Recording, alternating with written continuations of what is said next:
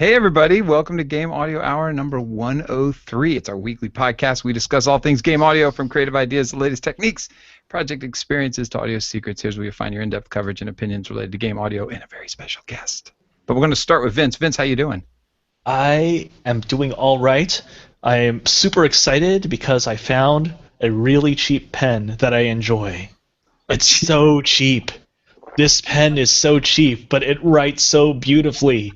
I love sketching music with this pen. I got it from this shop called Muji, which is a Japanese furniture goods shop in Hollywood. And oh man, these cheap pens, you just get it in a 10-pack, and it's just so smooth. The width is just great. I just cannot get over this pen. This is my favorite thing in the world right now. Now that you've told the internet, that's your final 10, so you better hold on to them pretty close. Oh God.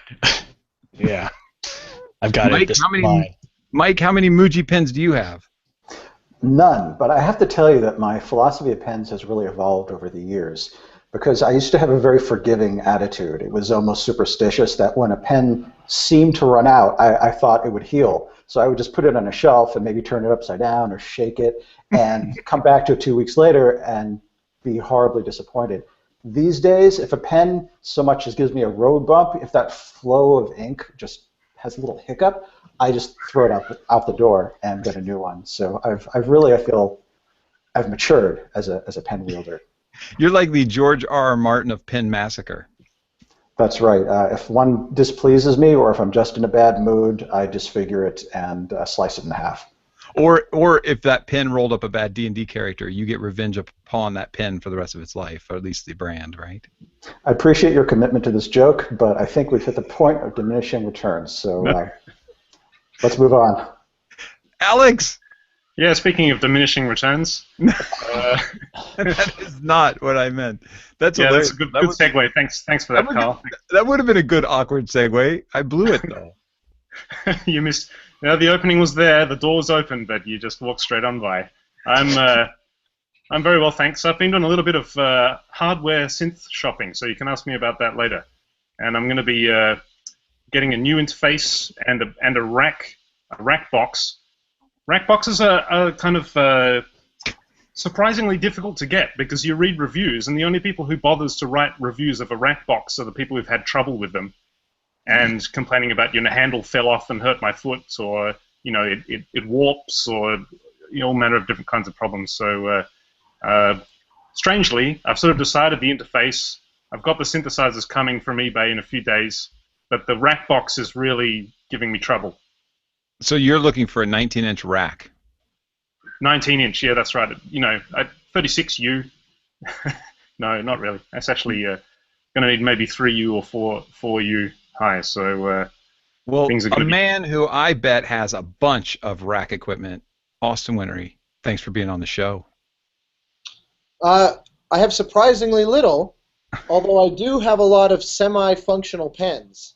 I am nowhere near as discerning as Vince, and I also tend to be the guy that keeps them around, sitting on my desk long after they've quit working, so that I have to do this stupid dance of like pick it up, start writing, it does nothing, so then I set it aside, only to frustrate me a week from now or whenever, and go to the next one and sort of accrue this little graveyard of non-functional pens. So, and funny enough, ironically, as a segue back to your gear and rack mount intro, I actually have the exact same thing with gear, because there's a lot of gear in racks right here that hasn't been turned on in years, that I just kind of apathetically let sit here for, I don't even know why, because it serves there's not even power going to it. I mean, it's literally just a box. It's just furniture.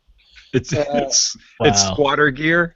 Maybe I can help you out with that, Austin. maybe we could arrange something.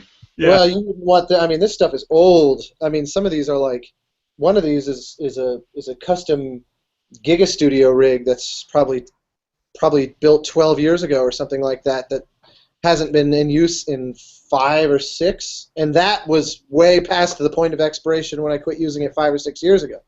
So yeah, you're welcome to have it, but that feels more like a curse than a gift. So. Last time I talked to Gerard Marino, he was still using Giga Studio stuff Wow. in combination with other things. Of course, you haven't talked to him in 6 years, but That's a good point. You make a very good point. I mean, that stuff. I'm a big fan of whatever works. Don't they're like a composer's process is sacred. So if you have something that works for you, just because other people have switched things doesn't mean that you should feel obligated to. It's but in any case. So but thank you for having me here. we're so glad to have you. So there's 1,000 questions I've wanted to ask you. I guess the one I should start off with is the one that probably is a lot of people has the same interest from a lot of people is what got you into composing for games and things like, did you grow up in a musical family? I can think of a bunch of them. What's your instrument of choice?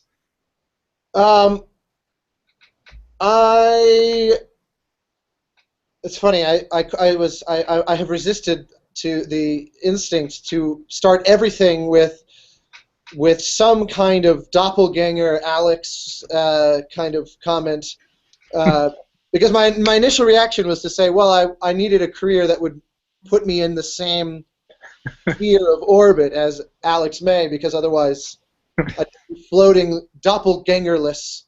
But I suppose the more truthful answer is that actually I shouldn't discount the truth of that statement. Let's just say the more complete answer is that I did not grow up in a particularly musical household. It was not an uncreative household, but no one else was a musician, certainly not a professional one.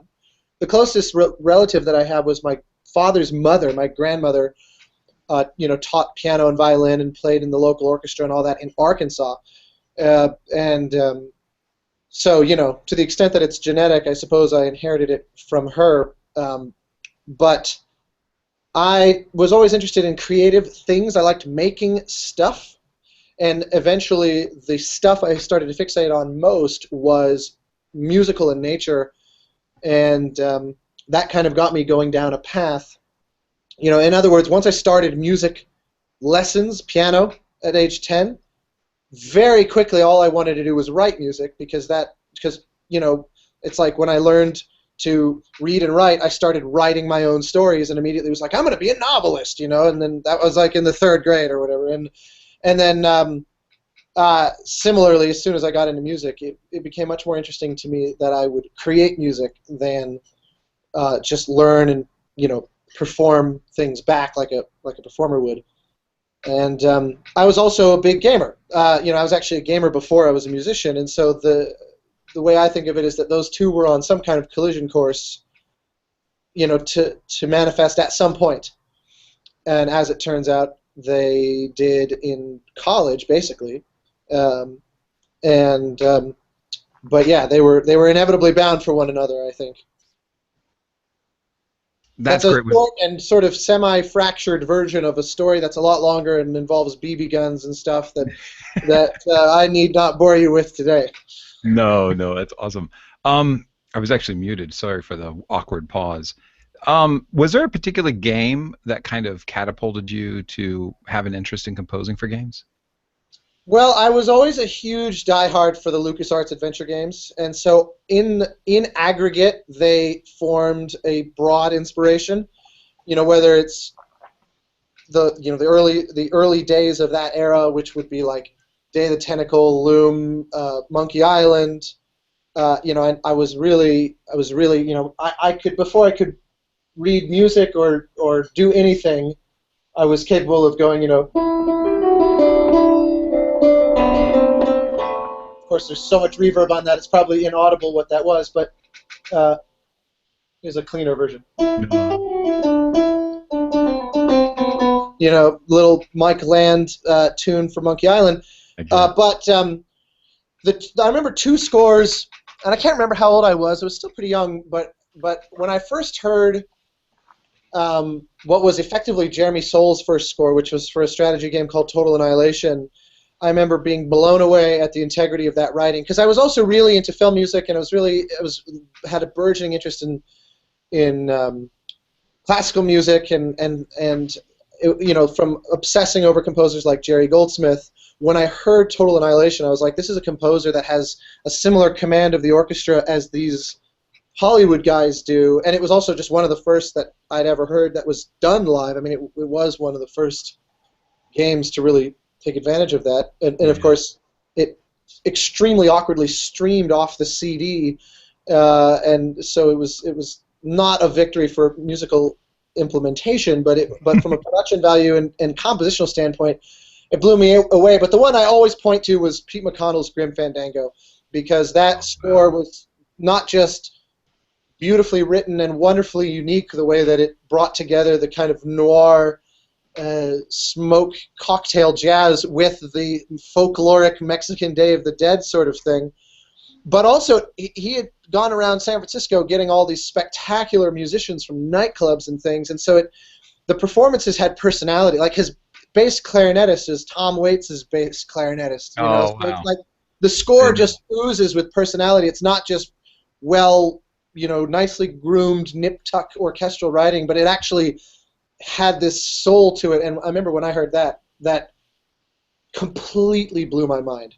I was already pretty committed to the idea of being a composer and was interested in games and whatnot at that point, but when I heard that, it was kind of like just the lid on the coffin smashing down irrevocably, because I thought, that's just, I want to be part of a world that makes that. It's funny, I think all of us had that experience. I think probably most people in game audio have had that experience, that where you played a single game and its soundtrack just sort of made you just sort of, you just stand there with your arms flopped down at your side with your head up and your jaw slacked down, and you think, right, that's what I want to do. I want to do that. For me, it was the soundtrack to Double Dragon 2 on the Commodore Amiga, which was written by a demo scene composer called Uncle Tom, which I heard in 1991. Wow. Which cool. It wasn't the official soundtrack because it was the Amiga version, so it was done by a demo scene guy. Right. That was the one for me. But actually, Austin, I was going to ask you a question. This is deviating a little bit away from your background and more about on what you're doing at the moment. But what's your feeling with regard to orchestral music in games in general? Do you think that, I guess we've sort of discussed this before on the show about the fact that, you've got your indie games that have got sort of the chiptune kind of stuff or the sort of gamey kind of stuff, and as you sort of climb up the ladder of budget, often there's an expectation that, a proper big, AAA kind of title needs a proper big AAA kind of orchestral score. Do you, what's your feeling about the direction of orchestral music in games at the moment? Well, I mean, you hit on a lot of different threads just then, but I think basically the indie-ness, I get into this debate all the time about what indie even means, and if it even has any meaning or relevance whatsoever. Because if indie just means without a major publisher, then Star Citizen is an indie game. And but by that definition, Journey was decidedly not, nor Flower, nor Flow. And yet, the joke that I always say about Journey in particular is that it's this Rorschach test where if you self-identify with one camp, inevitably Journey somehow belongs to the other. So if you're like, I'm Toby Fox, I made Undertale, Journey is a AAA game. But if you're like, I'm Gerard Marino, I scored God of War, Journey is just, without question, an indie game. And so it's this odd, like, reverse, perspective. To me, the publishing or financing situation of a game in no way determines its aesthetic. And so, like, I'm doing a game right now with Pocket Watch, with whom I previously collaborated on Monaco, and our new game is called Tooth and Tail, and there are elements of the score that I am planning and that I'm going to be recording orchestra for. But this is a game that is entirely self-propelled by Pocket Watch. There is no outside backing. This is financed entirely on I'm sure you wouldn't mind my saying so. This is financed entirely on the sales of Monaco. The whole game is, being self-funded and published by Pocket Watch, or I assume published. I actually could be wrong about that, but certainly financed that way. And then on the flip side, when I worked last year on Assassin's Creed Syndicate, first thing I did was jettison the large orchestral kind of Hollywood hybrid grungy synth with D minor string ostinatos. I was like, I don't want to do anything to do with that. And they were totally happy to do a different approach. So, and if what had spoken about the game was a chiptune approach, then I would say let's go with that. It doesn't matter what the history is, what the expectations are. What matters is what's right for the game here and now, in my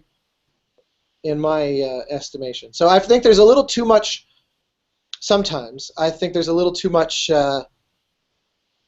presumption of aesthetic because of where we think we fit within the kind we assign ourselves in a very weirdly, creatively stifling way to the little box that we think we belong in, and if we're making a really fun, hard, Super Meat Boy style platformer, there's this assumption that it should probably be this hyper energetic, probably chiptune or similar kind of aesthetic or whatever, and I don't get that.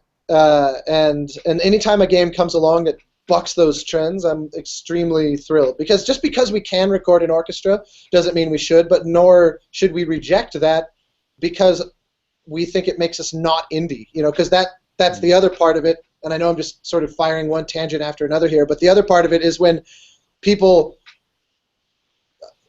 they assume certain aesthetic qualities of whatever camp, and then they stick to those totally arbitrarily, like it's this weird us versus them thing. Like I remember people who were big, that game company supporters under the guise of they're this awesome indie developer. When we recorded a live orchestra for Journey, there was this weird street cred crumbling because in the eyes of a very tiny number of people, fortunately, they were like, oh, well, I guess you're not indie anymore. You've sold out because you hired a live orchestra. And I'm like, you literally think it would have been better if I had used samples if I didn't have to. That is so bizarre to me and has nothing to do with making games or making creative choices. That's just this odd, almost political concept. But fortunately, that was a very small number of people.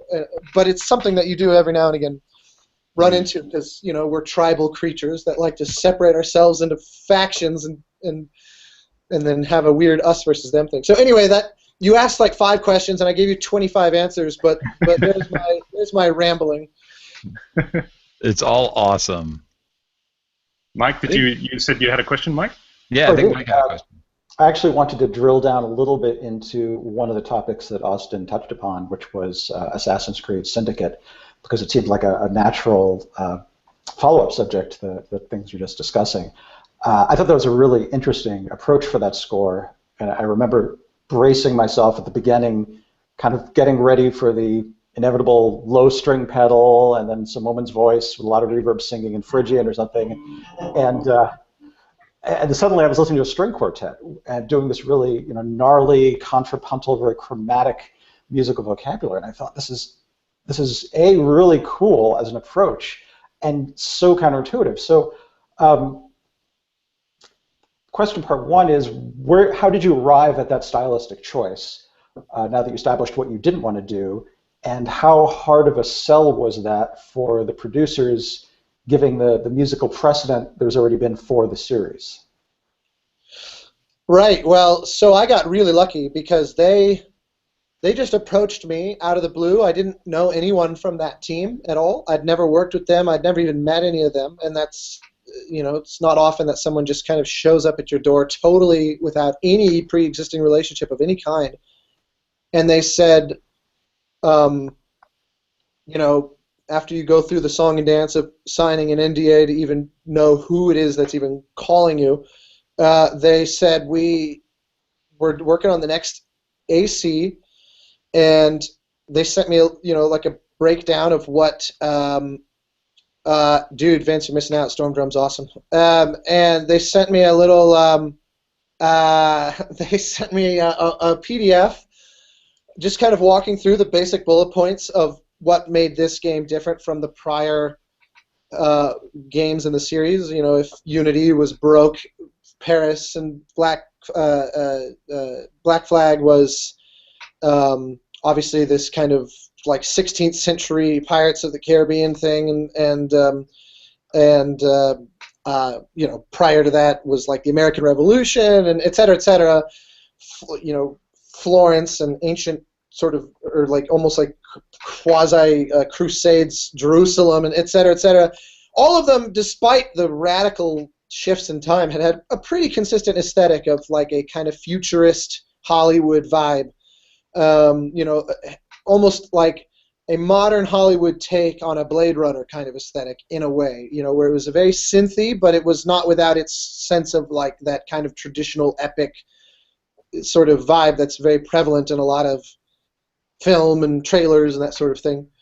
I mean, they'd carved out their own little sub umbrella of that, but it was more or less within that vein and seemed to fit really well because the games are at heart this kind of futuristic sci-fi, which is easy to forget because they've gradually kind of marginalized that aspect of it more and more with each title and just focused on the historical settings more and more. In fact, there wasn't even any present-day playable in the game in Syndicate at all. It's 100% in cutscenes that all the present-day stuff took place. So they just really continued down this path of letting the game be, you know, live in the past the most. And so they said it's going to be Victorian London, and it's about these twin siblings that are dealing with issues of legacy with their father, and you know, walk me through the basic idea. But then they said, here's the thing, we don't want to rehash what the previous games have done.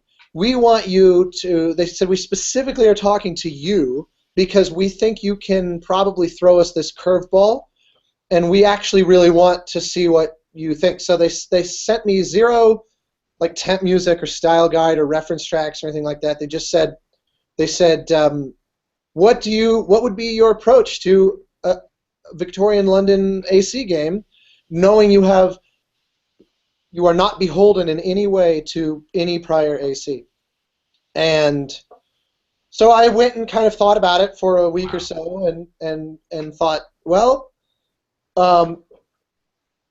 one thing that I really liked, because I'd played all those games, I really actually liked the AC series, and so I was, you know, deeply familiar with them, and so I said one thing I really liked that none of the scores seemed to have really touched on, and not that it was a failing of those scores, but it was just kind of unexplored territory, was the specific kind of nimbleness and agility. Like their motion capture is so beautifully done with just this constant fluid kind of parkour sense of motion that I thought chamber music can corner a lot better than a large orchestra. As someone who has spent a lot of time with large orchestras, I like how much you can pivot and shift directions, and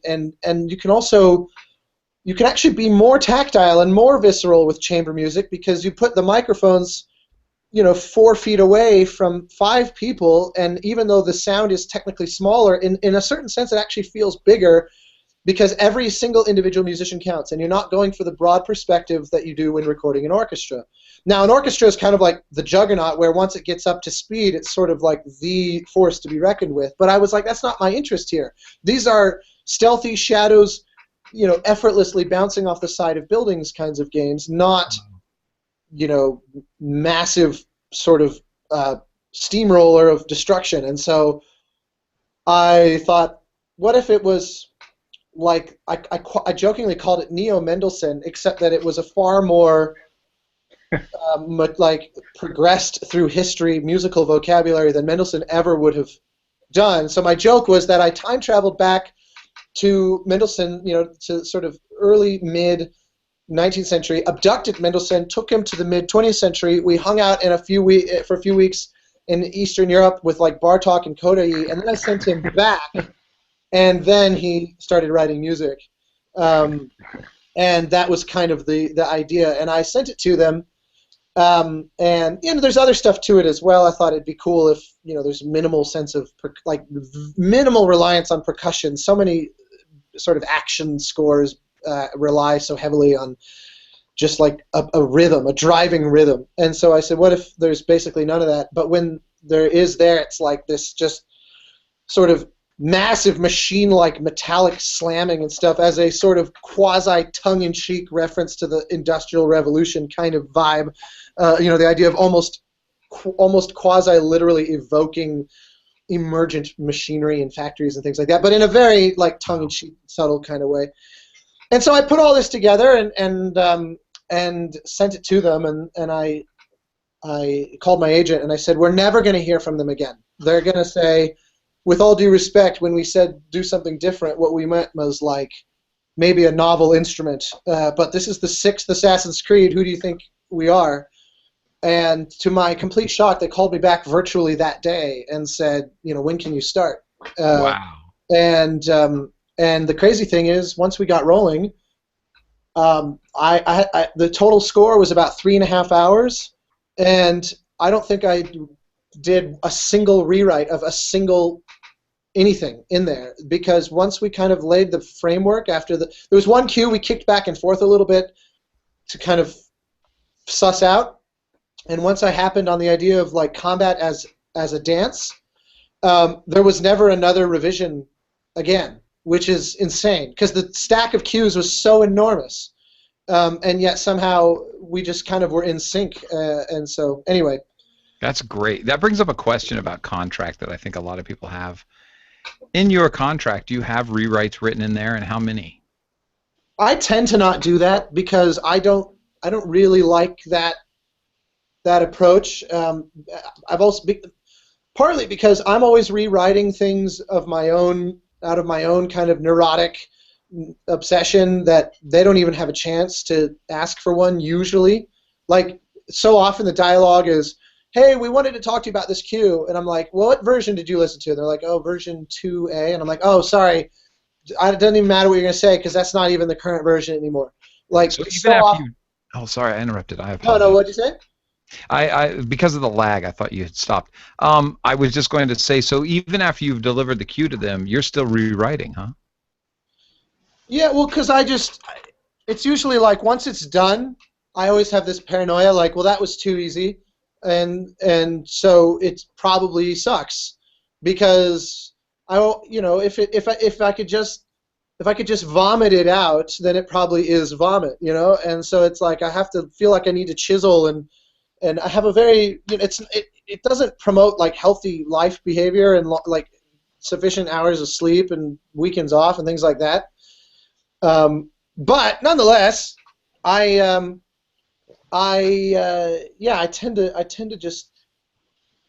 tend to just over and over rewrite it until I run out of time, even when there's a huge amount of cues to do. I mean, inevitably it's not true for every cue. I don't want to like over kind of like romanticize what I'm saying or create a weird inaccurate perception. I mean, there's a huge number of cues in Syndicate that were I wrote, but like what I'm calling version 1 was something I kind of kicked around before I ever actually sent. But when I did, I thought, okay, I think this is all right, and then ended up never changing it. But as a testament to their trust and the relationship that we developed, when I went to London to record the score, there was probably 25 minutes worth of cues that they never even listened to the mock-up. So the first time they ever heard it was the final mix. Wow.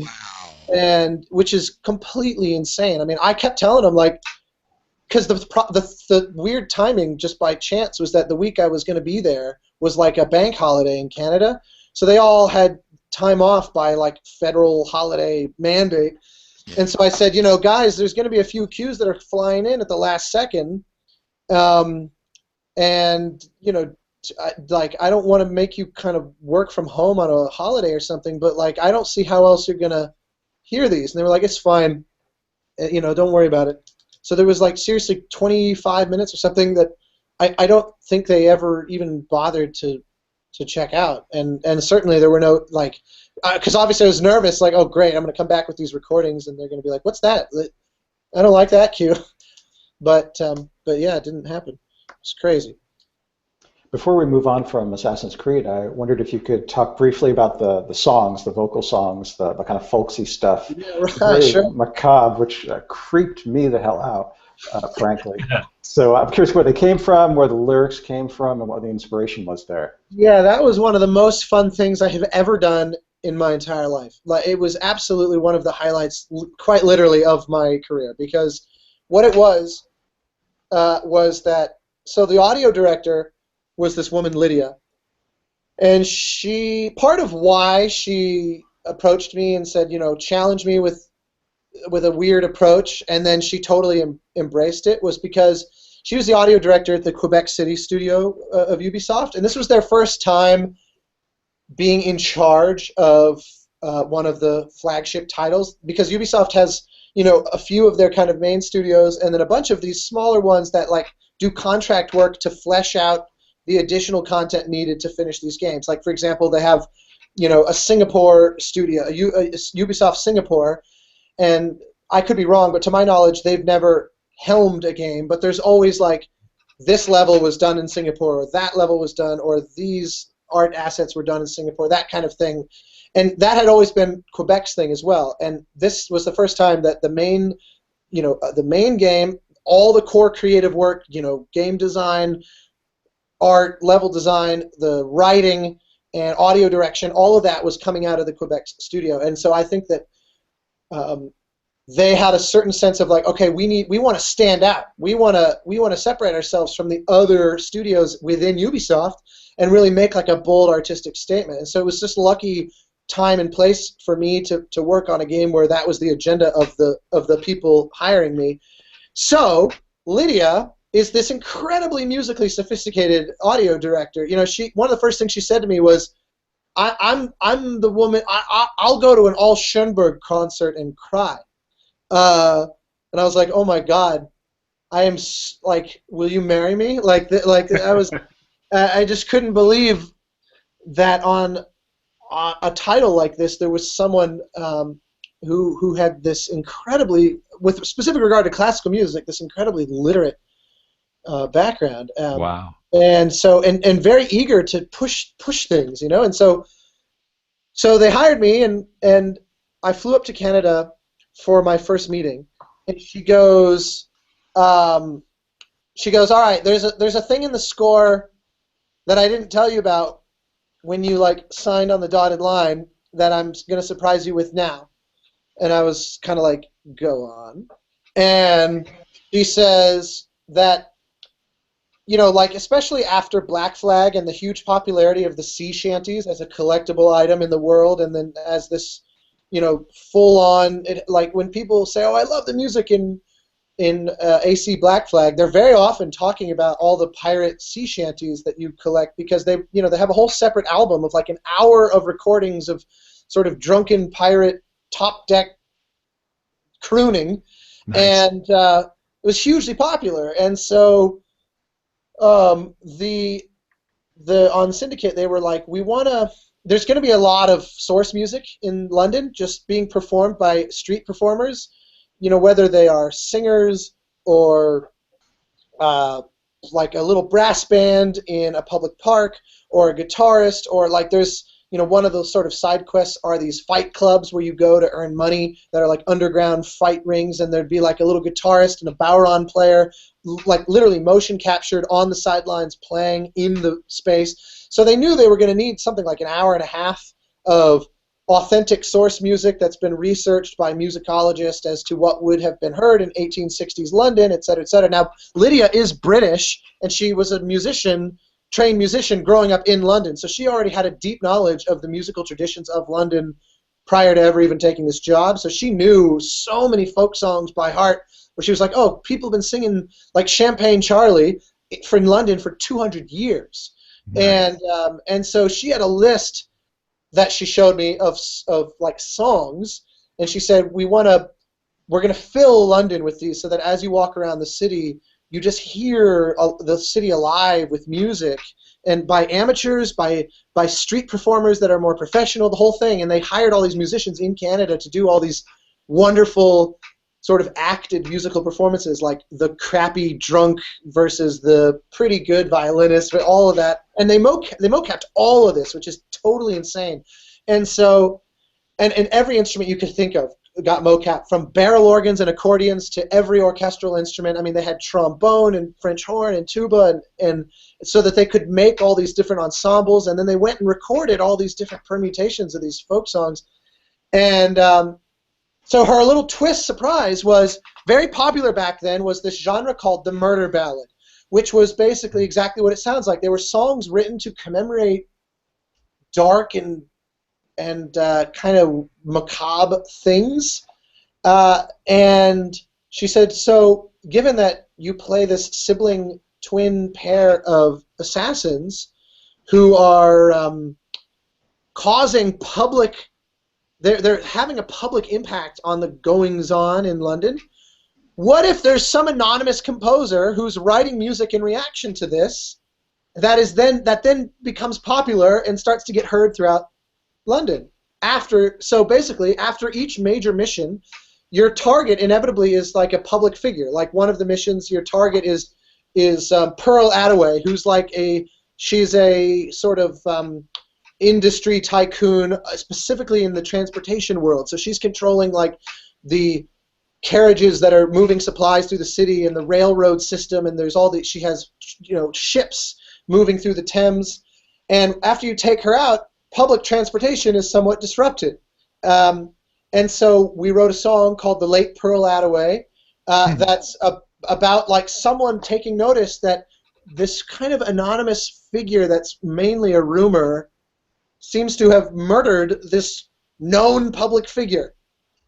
And so then it became an interesting question from a lyrics standpoint of like, well, what would someone not involved in these affairs even know about what happened, et cetera, and trying to write songs. So this was her surprise. She said, what do you think of the idea of writing songs where your deliverable is not a recording, your deliverable is the sheet music, because we're going to hire a bunch of musicians to record all these different versions of it as per the rest of the source music.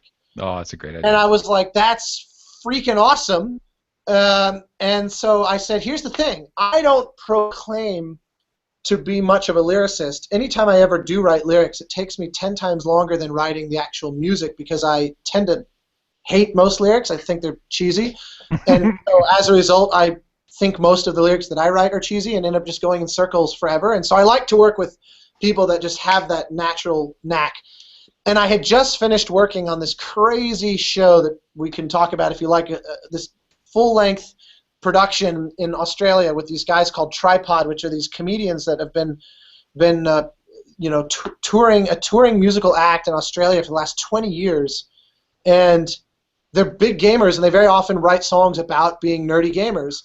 And they're hilarious. Their songs are brilliant. And so I had just finished doing this crazy, like 2-hour full orchestra production with them and the Melbourne Symphony, and was dying to keep going with them.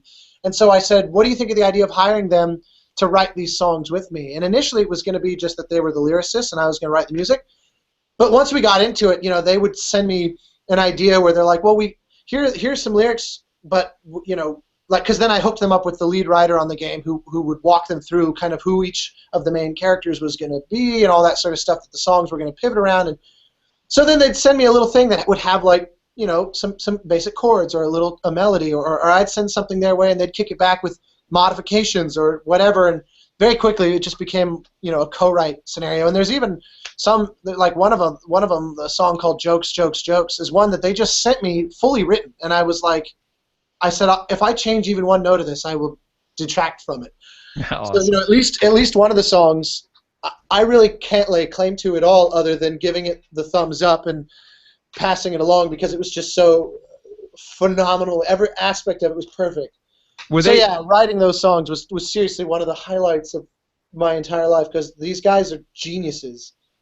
Was Ubisoft open to crediting other people, or did they just kind of credit you as a composer and then you brought along anybody who you needed to that you wanted to get involved? Oh, I definitely made sure these guys were credited as, like, it's all just credited as, I didn't get so granular as to say, like, let's go bar by bar or even song by song to, like, distill, this one was 60% their first pass with my tweaks. This one was, all me, and then they just wrote lyrics.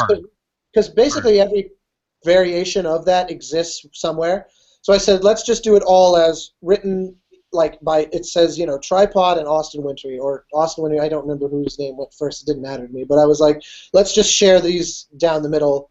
And they had no problem with it whatsoever. That's wonderful, and that's very honorable of you. In the past, it has been difficult. That's why I bring that up, because I'm hoping the game industry has gotten better about crediting.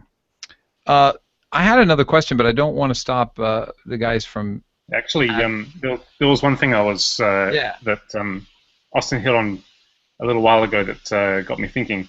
One of the things that I think that it's a little bit of a case of the grass being greener on the other side, but when you mentioned that having like a chamber group being much more nimble and much more able to sort of make quick turns and quick pivots in its musical direction, I'm always really, really envious of the limitations that people who work in orchestral kind of contexts have with regard to their instrumentation, because it allows you to get to that degree of understanding the different things that the different instruments and the different combinations can actually do, and what they're good at and what they're not good at.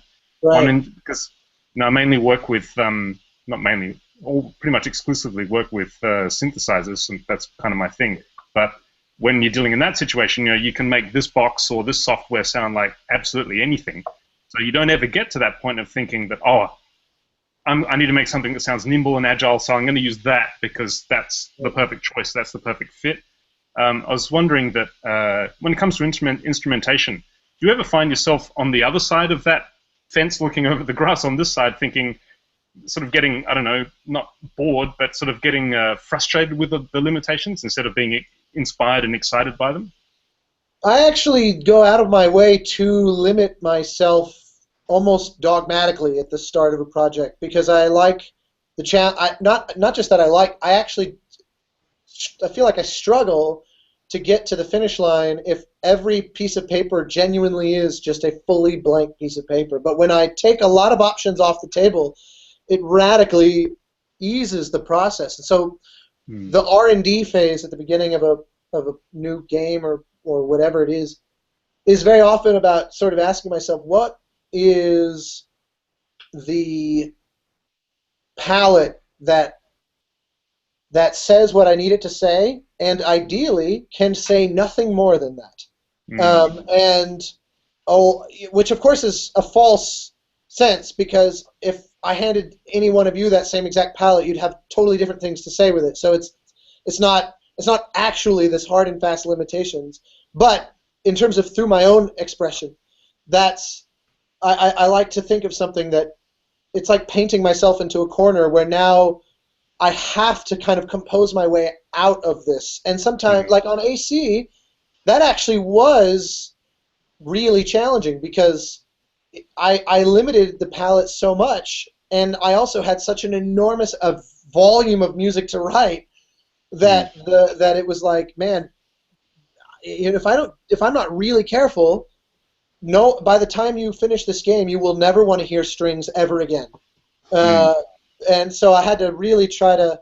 So I built in other instruments, and I also, did other things to like make it so the palette changes through the course of the game, and like I introduced winds, and then I introduced brass, but in still a chamber way. Like the brass is two trumpets playing two parts, like trumpet sort of little like counterpoint with each other, almost like a Baroque composer with like Telemann or Handel would have done, as opposed to anything remotely modern, that kind of thing. And so yeah, I like the one thing that I do envy about whenever I do things purely electronically, which I certainly have done. I mean, my first ever kind of proper game score was Flow, which was 100% electronic, and not like synths emulating orchestra or whatever like that, but it was earnestly electronic. It was not attempting to sound anything other than what it was,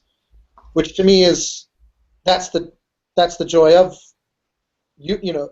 of synths is that they're their own voice. It's in my mind. Now you're talking my language. Yeah. Well, it's true. I mean, there in my mind there are 6 major groups: winds, brass, percussion, strings, voice, and synths. And synths that are trying to be any of those other 5 are usually, I think, inferior to those 5. But synths that are being synths lay claim to their own domain in the same way that each of those others lay claim to their own domain. They're 100% equals. Yeah, that's the hard part. I mean, that's right. These days, I'm sort of leaning back towards hardware again because with software synthesizers, they're just so versatile. I mean, like as you said, at that initial outset of a project, you sit down and think, right, there's so many options, and you just sort of you have to limit yourself somehow. Otherwise, you just sort of sit there, kind of paralyzed. You're paralyzed by all of these different things that you could do. So it's interesting that you actually do that even when you're working with already, like at least from my perspective, of course, working with traditional instruments in that kind of context, that already is a limitation, but you add even more limitation on top of that to make things interesting. The one limitation that when you're recording orchestrally or when you're recording anything at all, it doesn't matter what it is, but if it's something that requires a recording session, the one limitation there that synths don't have that I do actually really love about them, which is ultimately why there is always some electronic component to what I'm doing. Like there actually are quite a bit of synths in AC. They're just usually subservient to the main whatever else is going on, but they're virtually always there. Partly why is that this one area of kind of permanent envy is that you can iterate up till the very last second. But if you have to record something, once it's there, unless you truly have an unlimited budget for pickup sessions, which is virtually never, and certainly even as nice as the budget was on Syndicate, once we left London, that was it. There were a few things that I had recorded here in my studio, like right here behind me. That was remarkably difficult. Over like solo violin, solo cello, solo flute, harp, clarinet, percussion, things like that. I did all that here, and the chamber ensemble was what was done in London, like the kind of orchestra. I like the fact, and the reason why I like to reiterate until the last second is that game mechanics and game design are often changing in subtle ways until the last second, and I hate it when I design a cue from an adaptive audio standpoint to fit a specific set of parameters that then change, and now the music is set but not able to kind of adapt to the new mechanics or the new subtle parameters that drive the mechanics or whatever the case. And that you have to figure out how to do the square peg in the round hole at that point, and that can be maddening, because if it's all electronic, you can change basically any aspect of it until the night before you're done. Yeah, I mean, for certain people in certain workflows, that's definitely a drawback too, because you just don't stop touching it. Yeah. I want to ask a question that is on everybody's mind. It's a very deep question. I apologize for putting you on the spot, but what is it like to work for the audio director of that game company? Is he as cool as he likes to say he is? Well, he is. He's much cooler than he would say he is, which I'm happy to say in his presence. However, as a point of clarity, I have not had the privilege of working for the audio director of that game company, and his tenure as audio director post-dates my tenure as composer, and so one of my favorite things is that he and I have had a perfect leapfrogging of Vince did Cloud, and then I did Flow, and then he did Flower, and then I did Journey, and then now he's obviously there again. So the real test will be what happens next, because that potentially will shatter the pattern. Maybe for the sake of cosmic balance, someone outside of he and I will join the party or something. But it'll be me. Yeah. You're saying that you two are the musical equivalent of Michael and Janet Jackson. You can't be in the same score at the same time. No, actually, I'm always, as Vince would attest. Kind of like I'm obsessed with trying to find ways to avail myself of what he and what they are doing, just as a fan of both he and TGC in general. Yeah. And like I remember, even on Flower, I was saying, like there was some really beautiful orchestral writing in there that I begged Sony. I said, please finance recording this. I'll produce all of it. You don't even have to put my name on it, and you don't have to pay me. But I will happily sort of help shepherd that process through, just because this writing deserves it. And Wow. and sadly Sony was tough. that didn't happen. I mean, happily it didn't hold Flower back at all. Well, But nonetheless, that was the offer then, and it hasn't really changed because it's. But I will say I will not violate my friend DA's, but I have heard what Vince has been cooking up, and it's really quite excellent. well, we have a special place in our heart for Vince as well, but he's so modest, I had to throw him under the bus there for a second. Yeah, no, I'm happy to join you in that. Thank you. Well, on the whole Michael and Janet Jackson thing, I gotta say, "Scream" is one of my favorite Michael and Janet Jackson songs. It's fantastic. So, And the video also they one worked of your together. least favorite audio engines. oh God, that's true. Oh man. Well done. Hey, there was a question in the chat room I wanted to approach, which was about let me scroll up to it. Did you use any period instruments? And I believe they're talking during your score for AC.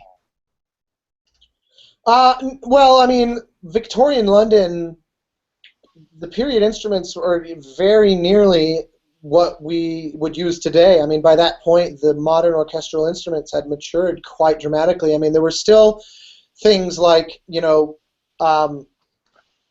horns that relied on crooks instead of valves and things like that, but there's basically no brass to speak of in my score.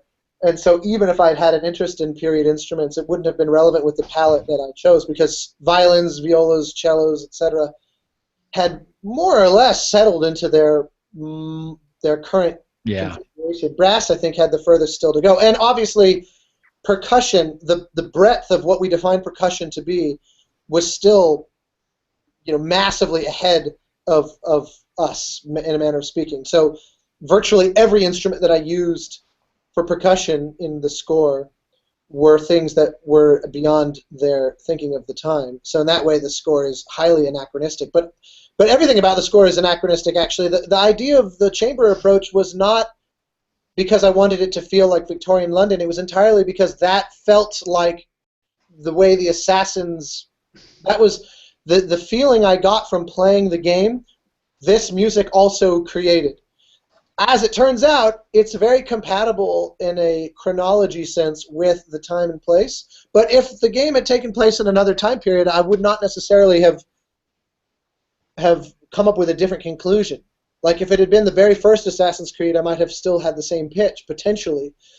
Because I actually am not a big fan of, like, when a game takes place in a given period, trying to emulate that period in the music, unless there's a specific game-related reason to do so, like gameplay or game narrative or whatever type reason, because this game is already telling you the period. So the score should be adding something of its own.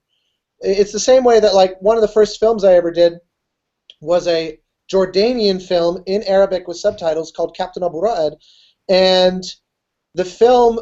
It's a universal film. It took place in Jordan in modern day, but it's a very universal film that could take place anywhere. And so the very first decision that we made was, let's not even aspire to doing something that sounds Jordanian or Arabic or Middle Eastern, because to the degree that that's relevant, which is barely, the movie is already informing us that way through the actors, through the locations, through the language they're speaking. What does the score add by doing the same, just slavishly? Like it's missing an opportunity to add to the vocabulary of the film, and I feel the same way about games. So it's kind of almost coincidence more than anything that the score kind of vaguely feels 19th century. I mean, it's not entirely coincidence, because I liked the fact that they were so compatible, and I kind of leaned into that. But that wasn't where the idea first sprang from, and I tend to avoid it. It's the same reason why there aren't a bunch of like doumbeks and sitars or kanun or things like that in Journey, because it's like, ooh, desert. Like that's actually redundant to the fact the game already has plenty of desert. Let's add something else that's going to inform subtext around that, it's et cetera, et cetera, et cetera. Yeah, that's a great point. No, they did hear a sitar somewhere in Journey, although maybe it was just a synth or something that kind of sounds sitarish. There's a few kind of drones at the very early parts of the game that I have like a million different layers contributing to it, some of which are actually like the drone that you would hear, the tanbur in like an Indian raga, which is not deserty, but there are some things in there that contribute to it, but it was mainly because I just thought that color was nice. Same thing. Like I don't mind when things are compatible with the location or the time period, but I'll almost never come up with that idea with the location or the time period as a springboard. Gotcha. Because it feels superficial. But yeah, I mean, if those collisions happen, they happen for sure. Hey, we have got 2 minutes left in the show, and I thought maybe it might be fun to do a 5-question super fast to Austin about gear and things that he uses. What do you guys think? Let's do it. Let's do it. Are you ready, Austin? For just I feel bad. I had thought this would be more kind of a dialogue, and I feel self-conscious that I'm just sitting here rambling the whole time. You've done a wonderful thing for all of us by giving us so much information. I wish we had 2 hours so we could just keep going. There's a plethora of questions. Time, but I'm going to come back with questions. I love it, man. Ooh. Please do come back, and we'll make sure that happens. So I figure we focus this on gear, and just each one of us take one question really fast, and I'll start off with DAW of choice. DP, for sure. Next. Wow. Hey, what's that microphone behind you right there? And what was the last thing you recorded with it? That's a Neumann. It's the TLM49. And the last thing I recorded, I can't even remember. I use it so often.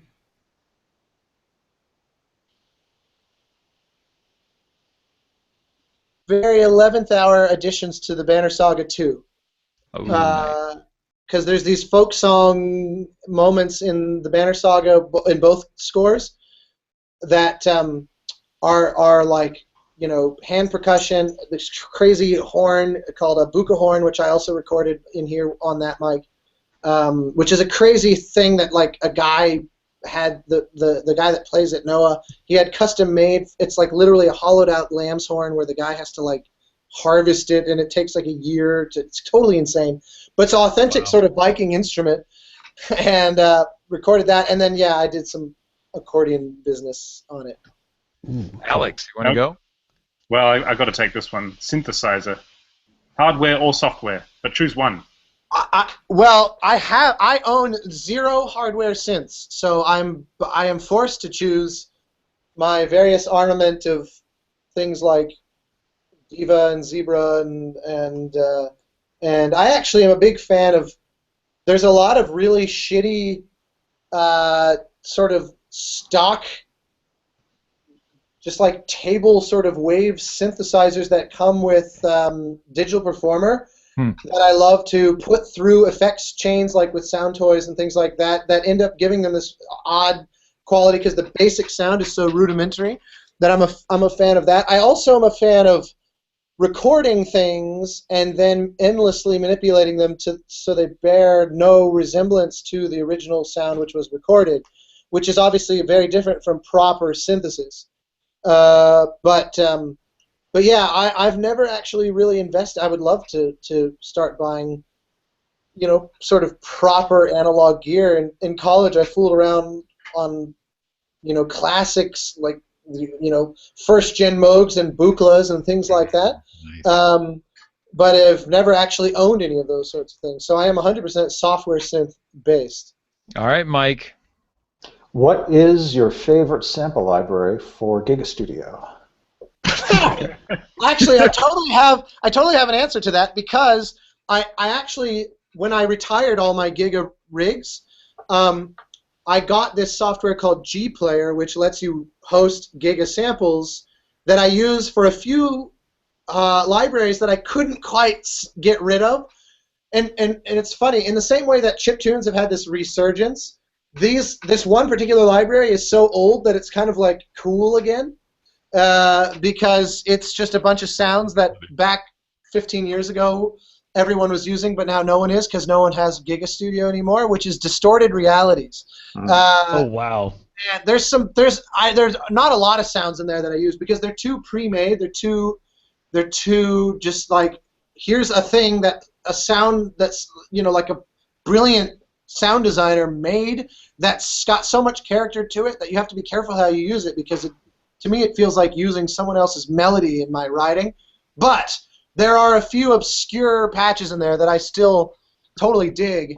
And every now and again I'll use and I'll put them through enough filters and things that I don't feel totally self-conscious using them. But Distorted Realities 1 and 2 are surprisingly viable, I think.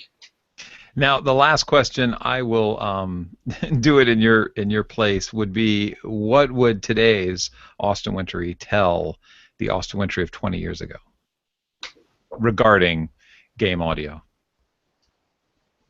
Well, I feel like anything I could possibly have told my 20 years ago self would have been such new and novel information. Because I was so ignorant to everything about game audio at that point that literally anything I say would have been like, wow, really? But I would say that like my greatest joy is kind of embracing my inherent weirdness. Like I just am wrapping up this game Absu where we just got back from London recording 7 harps, and that's part of like this increasing trail of bodies in my wake of scores where I just think like, what would be something very weird to do here? And, Nice. and it's the same thing I said earlier about how do I kind of paint myself into a corner where I'm now stuck with this very weird choice. Now what are all the things I can do with that? What are all the sounds I can derive from this incredibly restricted palette? And I think 20 years ago, I was listening to so much like Jerry Goldsmith and John Williams that I thought in a much more traditional grand symphonic way, and I had not learned that lesson yet. But I wouldn't actually, I'm violating the premise of your thought experiment here because I think that I needed to kind of be that person then to kind of learn those techniques so that when I stepped off the deep end into mania, I could do so with a certain amount of confidence that I wasn't going to totally screw it up because I had spent so much time kind of learning like the basics. Gotcha. So it's kind of like I would go back in time, but I would observe the prime directive and not intervene. Nice. Well, that's a great answer. Well, with that, we want to thank our sponsor, Isotope, for helping us out with the show and letting us have such fabulous guests as Austin Wintory come on. And thank you to the chatties for joining us and participating. Sorry that the pipes kept breaking. I have no idea what's going on with our IRC. And as we have threatened many times, we should look into another, but Kyle Johnson's a little lazy sometimes. Austin, thanks for being on the show, man. We really appreciate it.